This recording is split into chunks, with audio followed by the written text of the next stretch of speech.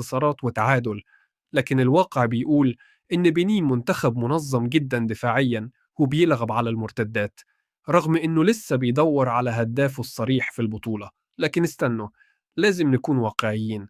بنين حاليا بتمتلك النسخة الأقوى في تاريخها، عندهم ثقة لدرجة إننا شفنا صفحاتهم بتقدم المباراة بشكل مستفز وتعدي على حضارتنا المصرية، وده بيعكس الانطباع العام عندهم.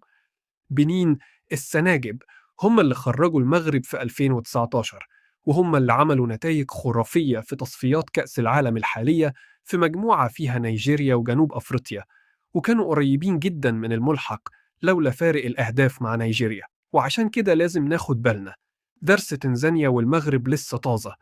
تنزانيا اللي صعدت ثالث زي بنين أحرجت المغرب المرشح الأول للبطولة، وكانت هتخرجها لولا تفاصيل بسيطة وركلة جزاء مشكوكة في آخر